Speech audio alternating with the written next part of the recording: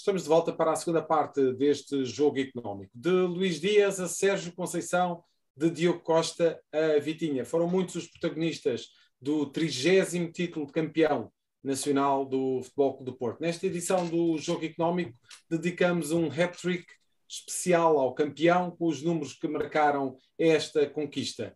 Nuno Braga, novamente chamado à antena para falar aqui dos 3 números que vamos analisar e provavelmente virão outros números também ao debate com o Nuno Vinha e com o Jorge Faria de Sousa, mas vamos começar então pela avaliação do plantel do Futebol Clube do Porto nesta temporada. 25,2 milhões de euros foi quanto desvalorizou o plantel do Futebol Clube do Porto esta temporada, apesar do campeonato conquistado e de poder juntar ainda a Taça de Portugal à vitrine dos troféus. A avaliação é feita com recurso ao site Transfer Market. No início da temporada, o valor do grupo de trabalho às ordens de Sérgio Conceição, em euros, era de 284 milhões e meio, agora aproxima-se dos 260 milhões. Fica também abaixo das avaliações feitas aos plantéis dos outros 2 crónicos candidatos ao título, o Sporting e o Benfica. O dos Leões está avaliado em 261,2 milhões e o das Águias em 266 milhões de euros. E de resto, tivemos aqui um grande rombo dos tais 25,2 milhões de euros, comparativamente com aquele que era o valor no início da temporada. Jorge, começo precisamente por ti. De facto, o Futebol Clube do Porto consegue ser campeão, sobretudo aproveitando aqui os valores que tinha no plantel, e depois já lá vamos a alguns números relativamente aos jogadores mais especificamente e também à grande venda, à avultada venda de janeiro, mas para já queria que tu e o Nuno Vinha se concentrassem então neste pormenor. O Futebol Clube do Porto parte com este valor que o Nuno Braga adiantou, 284,5 milhões de euros, termina a temporada com menos 25,2 milhões de euros, isto estamos a falar do valor de mercado do plantel, e consegue ser campeão, apesar, mesmo tendo o valor do plantel, o valor de mercado mais baixo dos 3 grandes. Como é que viste esta desvalorização e o mérito também de conseguir ser campeão com um grupo, em teoria, menos valioso do que os outros 2 concorrentes? Bem, em primeiro lugar, devo dizer que vai ser um mercado de verão extremamente interessante. Aliás, eu acredito que dos 3, o que irá mexer menos até será o Sporting Clube de Portugal, porque, como sabemos, o Futebol Clube do Porto, embora já não esteja intervencionado pela UEFA, a verdade é que ainda tem necessidades de tesouraria, e por isso é que Luís Dias saiu no mercado de janeiro, como todos sabemos, e a mim parece-me, gosto só não da postura, gosto só não das conferências de imprensa de Sérgio Conceição. Eu acho que Sérgio Conceição é um dos grandes obreiros dos títulos recentes do Futebol Clube do Porto, porque herda uma situação em termos financeiros muito complicada, e a verdade é que tem conseguido reinventar sempre o plantel. Desta feita, acabou por apostar em jogadores da formação, e falaremos sobre isso mais adiante, mas a verdade é que conseguiu construir um plantel competitivo e um plantel, e sobretudo é uma equipa que enraizou bem aqueles que são, a equipa é um pouco a imagem do treinador. É uma equipa que luta muito até ao fim, que nem sempre vence com nota artística, mas que depois, ao mesmo tempo, foi ao mercado adquirir jogadores com qualidade, mas jovens, que são ativos, que eu acho que o Futebol Clube do Porto irá valorizar, e falo, por exemplo, do PP Rodrigues e do PP, aliás, e falo do Evan Nilsson. São 2 jogadores que eu não tenho dúvidas que o Futebol Clube do Porto irá valorizar, e provavelmente num destes mercados irá acabar por ver sair, mas a fazer o devido encaixe financeiro, mas ao mesmo tempo continua a ter problemas e dossiês por resolver. E mais uma vez, já não me recordo há quantas épocas isto tem sucedido consecutivamente, a verdade é que Mbemba sai a custo zero com o passe na mão. Falávamos há pouco de Mbappé, mas na realidade o Futebol Clube do Porto, desde a chegada de Sérgio Conceição, são vários os nomes a que isso sucedeu, e falamos de Brahim e de Herrera, o próprio Marega, que era um pouco mal amado pelos adeptos, mas a verdade é que foi um jogador a determinada altura muito importante para Sérgio Conceição, e portanto estamos a falar de uma realidade em que Sérgio Conceição tem lidado também ao mesmo tempo com isso. Isso diz muito do que tem sido esta passagem de Sérgio Conceição pelo Futebol Clube do Porto, que ao mesmo tempo tem valorizado ativos, mas muitas vezes também esses ativos acabam por ser custo zero e com o passo na mão. E pronto, o Jorge abriu aqui um bocadinho as hostilidades e já falou do Sérgio Conceição.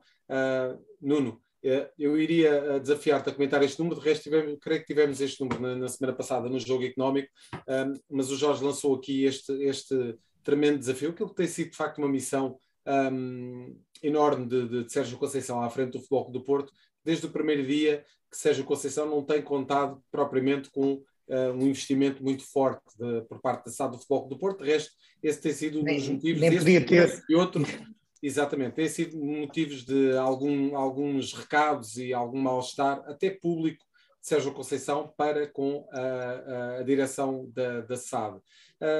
Até que ponto é que Sérgio Conceição vai aguentar à frente do Futebol Clube do Porto, tendo mercado, e isso já é mais do que natural, e de facto Sérgio Conceição conseguiu muito mais do que aquilo que era suposto à frente do Futebol Clube do Porto, perante aquilo que são os valores de investimento. Até quando é que o Futebol Clube do Porto vai conseguir segurar este treinador? Bom, essa é uma pergunta muito interessante. O debate em si é altamente pertinente, porque de facto eu primeiro gostava de só salientar uma coisa para dar como de contexto. O Futebol Clube do Porto é uma daquelas raridades do desporto mundial. É um clube que coleciona não só títulos, mas também desequilíbrios em tudo quanto é parte das suas contas. Receitas operacionais, despesas, mesmo quando vende um jogador a bom preço para o Liverpool, que foi o caso do Luís Dias, acaba por praticamente não equilibrar grandemente as suas contas em torno disso. Tem a desvalorização de plantel, saiu há pouco tempo de uma intervenção da FIFA, mas no entanto continua a ganhar títulos como se não existisse amanhã. E portanto é uma daquelas raridades ou do futebol mundial ou se calhar uma daquelas particularidades do futebol português, em que um clube que não tem aparentemente uma grande capacidade de endireitar as suas contas, consegue endireitar os seus plantéis, consegue endireitar a sua formação, consegue endireitar a sua equipa principal e consegue, mesmo com um treinador que diz mal muitas vezes dos administradores, que diz mal das condições que lhe são dadas, que diz mal da não contratação de jogadores para reforçar as suas equipas, consegue revirar tudo isso, dar a volta, não sei se com discurso, com garra, seja o que for, e consegue pôr a equipa a ganhar num campeonato em que, eu recordo isto, o Sporting fez mais de 85, não sei se deve ter feito 85 pontos. 85 pontos, os mesmos do ano passado, 85 pontos, quer dizer, o segundo classificado faz uma quantidade brutal de pontos, portanto o Porto para ganhar o campeonato este ano teve que soar até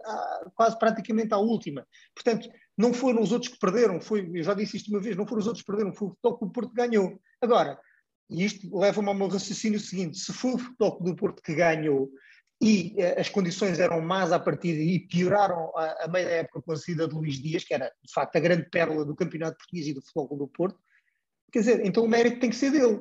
E se é dele, vai merecer a confiança, aquele abraço a Pinto da Costa na celebração do título. Eu acho que diz muita coisa. Ele vai, enquanto ele estiver a ganhar, não vai pelo menos ter ninguém da estrutura do Porto a apontar-lhe a porta da saída. A questão é se não existe alguém que vê em mais um treinador português uma daquelas boas apostas para formar uma equipa, ou para ir para um clube com uma dimensão maior numa liga, ou pelo menos se não numa dimensão maior, para uma liga com maior protagonismo e com maior vencimento. Ou seja, a Conceição já esteve em Itália, se calhar, um dia destes. Sim, eu ia começar precisamente por aí, é que olhamos para a realidade do futebol italiano e provavelmente vai haver muitas mudanças nos comandos técnicos, provavelmente com exceção do AC Milan e do Inter, mesmo a Roma de Mourinho veremos. Pode haver Allegri nas Juventus, provavelmente sairá, o próprio Sarri da Lazio, e portanto eu acho que Sérgio Conceição, por aquilo que tem feito no Futebol Clube do Porto, tem mercado, e de resto é bom frisar que pode acontecer o único clube do futebol português, dos 4 que tem andado no topo da tabela, que vai manter o comando técnico, é o Sporting, quando havia tanta especulação que o próprio Ruben Amorim pudesse sair.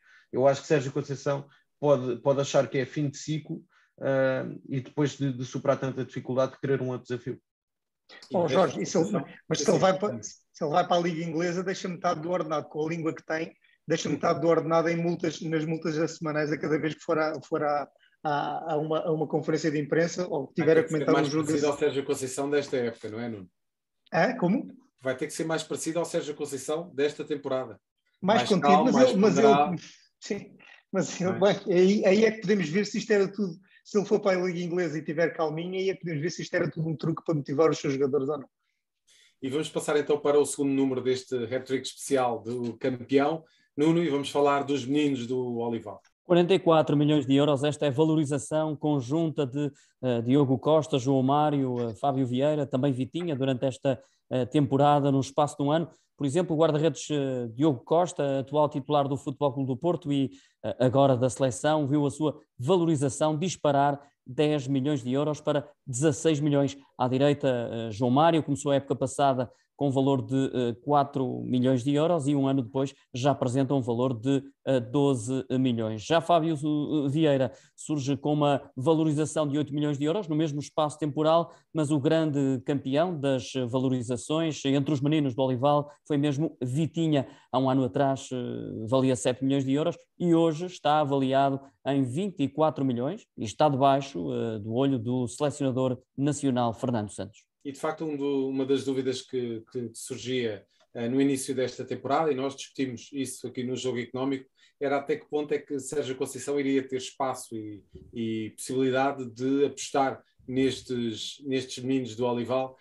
Nuno, tivemos esta temporada o Benfica a ganhar a Youth League. Em 2019 foi a vez destes 4 meninos que estão no plantel do Futebol Clube do Porto que ganharam a Youth League, e 3 anos depois aí estão eles como figuras proeminentes de um Futebol Clube do Porto campeão. Eu estou aqui a olhar para o valor da valorização, portanto os tais 44 milhões de euros, isto é sensivelmente 1/5 do atual valor do plantel do Futebol Clube do Porto. E de facto esta foi uma dos segredos do triunfo do Futebol Clube do Porto este ano. Foi sem dúvida, aliás, é a prova de que a formação, se vier a ser bem aproveitada, e se não for feito como em outros clubes, e devidamente complementada com outros jogadores. Claro. Não, até porque são os outros jogadores é que vão também potenciar estes, quer dizer, exatamente. Não é a mesma coisa estar a atacar quando está nos treinos no Olival, estar a atacar com o pé para defender, ou com outros jogadores de topo a defender, porque é assim é que se pratica. Aliás, nós já até falámos sobre isso. Eu só gostava de realçar aqui uma coisa, e focarmos apenas no Diogo Costa, para começar. Depois o Jorge logo falará dos seguintes, mas o Diogo Costa valorizar-se para 16 milhões de euros, e ele que está aqui é o atual titular da Seleção Nacional de Futebol. Ora, se nós olharmos para as principais seleções no ranking da FIFA, Bélgica como Courtois tem uma valorização de 65 milhões. O do Brasil tem o Alisson de 60 milhões. Espanha tem o Unai Simon por 25 milhões. A Alemanha tem o Ter Stegen por 45. Inglaterra tem o Pickford por 25. Não resta dúvidas nenhumas, Portugal estando na 8ª posição do ranking, não resta dúvidas nenhumas. Se Diogo Costa se mantiver bem, se mantiver como titular da Seleção Nacional, a rota ascendente estará aqui. E se o Diogo Costa eventualmente dar o salto para um outro campeonato com uma visibilidade ainda maior, e não é preciso muito para pensar nisso, há vários dos jogadores do Futebol Clube do Porto, da formação, que têm saído para a Premier League, muitos deles enfim, em negócios associados a Jorge Mendes, mas também outras paragens. Não custa nada acreditar que Diogo Costa daqui só vai valorizar, e que estes 16 milhões neste momento de valorização do jogador são apenas um ponto de princípio. E se calhar o Jorge até concorda comigo nisso. Jorge? Bem, olhando para o valor em que Frederico Varandas conseguiu, depois da rescisão de contrato de Rui Patrício, de negociar com o Wolves na altura, quando vai a título definitivo para o clube inglês, a verdade é que não fugiu muito a estes valores de 16 milhões de euros. 16, não é? Portanto, exatamente. Recordo-me, acho que foram 16 milhões de euros, qualquer coisa como isso. E, portanto, é natural que este valor do Diogo Costa não me parece que esteja desproporcionado para aquilo que é a realidade do futebol português, e até o peso do futebol português e a sua visibilidade. Agora, ainda vem o Mundial. Estamos perante, e obviamente o Diogo tem mercado, quando olhamos para outros guarda-redes, o próprio José Sá está ao serviço do Wolves, a António Lopes no Lyon, mas eu acredito que tem mercado e até poderá ser uma das operações de mercado que o Futebol Clube do Porto, se tiver necessidade de vender, como ao que tudo indica, continua a ter alguma necessidade de fazer encaixes financeiros, apesar de ter Liga dos Campeões, pode ser um dos ativos que irá transferir neste mercado de verão ou até no próximo mercado de inverno, depois do Campeonato do Mundo. E esse será um mercado de inverno muito especial, porque é a primeira vez que vamos ter um mercado de inverno precedido de um Campeonato do Mundo. Olhamos para esta aposta e parece-me que o exemplo do Sporting, este exemplo do Futebol Clube do Porto, tem que ser uma realidade para o futebol português. Já o tenho vindo a dizer N vezes, e tu tocavas aí numa questão que é importante, com um novo treinador, perceber se o Benfica irá ou não apostar nesta equipa que foi vencedora da Youth League, da edição da Youth League deste ano, sendo certo que para poder apostar nestes jovens que venceram a Youth League, o Benfica vai ter que arrumar a casa, porque há claramente muitos tentários em várias posições e tem muitos dossiês para resolver, muito antes até, na minha opinião, do que estar já a atacar o mercado. E ontem já anunciaram o ponta de lança croata do Boa Vista, o Petar Musa, e eu acho que a prioridade deveria ter sido ao contrário, deveria ter sido arrumar a primeira casa. Quanto ao Futebol Clube do Porto, é bom frisar que estamos a falar de jogadores que foram campeões da Europa sub-17, sub-20, sub-19, venceram o Youth League e tiveram que esperar pela sua oportunidade. Mas a verdade é que, quando tiveram a sua oportunidade, acabaram por explodir. Foram 4 jogadores extremamente importantes para Sérgio Conceição, muito utilizados, e são jogadores que neste momento têm mercado, e são ativos que o Futebol Clube do Porto valorizou. E, portanto, estamos perante jogadores que neste momento são ativos que o Futebol Clube do Porto tem, que tiveram rendimento esportivo nesta última temporada, mas olhando à idade, olhando à margem de progressão, são ativos que claramente o Futebol Clube do Porto pode fazer encaixes financeiros por via das suas transferências. E vamos só desculpa, Zé Carlos, só mais uma nota. E não esquecer as equipas B, porque quando nós vemos o Henrique Araújo, o andamento que ele tinha face às outras equipas do Youth League, ele teve a jogar na equipa B, via-se à légua a diferença da forma como ele lidava com isto, como ele lidava com o jogo, com os adversários, etc. E com estes jogadores do Porto também, eles esperaram a sua oportunidade numa plataforma de lançamento que se chama Equipa B, que basicamente impede um treinador de queimar logo um jogador submetendo à pressão da Primeira Liga, mas ao mesmo tempo dá-lhe andamento contra equipas como o Varzim, como o Chaves, como a Académica, enfim, equipas com outra dimensão e com outros jogadores. E depois não há um trajeto linear, ou seja, há jogadores que são... Há o exemplo do Sérgio Oliveira, para falar do Futebol Clube do Porto, que foi várias vezes emprestado até explodir no Futebol Clube do Porto e até já tardiamente. Há outros jogadores que passam pela equipa B, atingem a sua fase de maturação, como disseste bem, na Liga de Honra, porque ganham competição, ganham minutos de competição e experiência, chegam à equipa A com outro tipo de respostas. E depois há jogadores como o Mateus Nunes, que não é idêntico a nada, que vem da Distrital, chega ao Estoril, joga sub-23 pelo Sporting e chega à equipa A. E, portanto, não há só um caminho. Agora, tem que haver sempre, independentemente disso tudo, tem que haver coragem do treinador que aposta nestes jogadores jovens. Já não vamos ter tempo para debater o terceiro e último número, mas de qualquer maneira peço ao Nuno para o lançar, para que possamos pelo menos completar este hat-trick. Nuno, para fechar. 45 milhões de euros foi quanto pagou o Liverpool pelo colombiano Luís Dias ao Porto na janela de mercado de inverno. Olhando para as receitas e despesas, permitiu aos Dragões apresentar um balanço positivo de quase 36 milhões de euros, números que foram potenciados sobretudo por essa transferência. De resto, os azuis e brancos em compras tiveram gastos que superaram os 34 milhões de euros. PP, Galeno e Vendel foram os principais investimentos. Por outro lado, as vendas ultrapassaram os 70 milhões, o já mencionado Dias, ainda Corona e o empréstimo de Sérgio Oliveira rechearam os cofres dos azuis e brancos. Nuno, muito obrigado e voltarás numa próxima edição do Hat-Trick. Pego no Nuno Vinha e no Jorge Faria de Sousa e vamos para a terceira parte do jogo económico e para as escolhas dos nossos comentadores.